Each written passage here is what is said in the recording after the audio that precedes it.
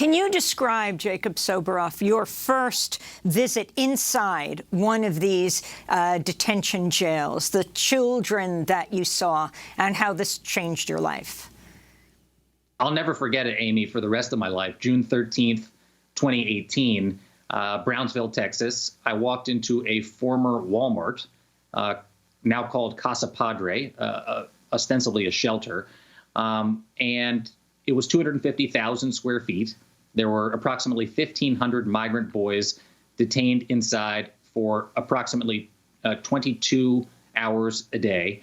And hundreds of them, maybe as many as 400, had been there only because they were systematically separated from their parents by the Trump administration. The facility was literally on the verge of overflowing. It had a variance from the state of Texas to have 5 beds per room instead of 4 beds per room.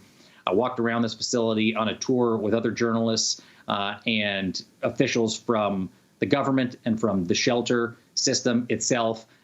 We saw children watching films, Moana, the Disney movie, in the loading dock of the former Walmart in line for chow. You know, I've been inside a prison. I've been inside several county jails. And I said at the time, and I maintain today, that the place was called a shelter, but effectively they were incarcerated. And one of the things that was startling to me is that one of the officials, and I write about this in the book, the portion where we take the tour of this facility, said to me, you know, smile at the children. They feel like they're animals in cages being looked at.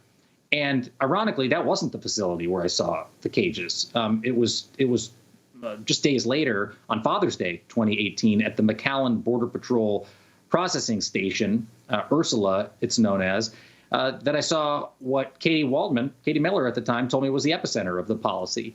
Children in cages, sitting on concrete floors, under Mylar blankets, supervised by security contractors in a watchtower. And every time I recall this, it makes me sick, what I saw. Border Patrol agents who admitted to me they were stressed and strained and struggling. They were not licensed social workers.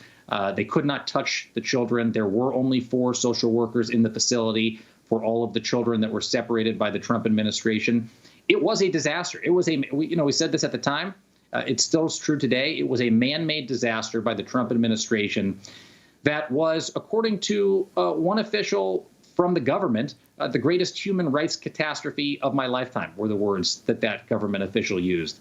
They called Scott Lloyd, the same official, the most prolific child abuser in American history for allowing this to happen to the thousands of children in his custody. He was the custodian of all of these children, the unaccompanied children within the federal government.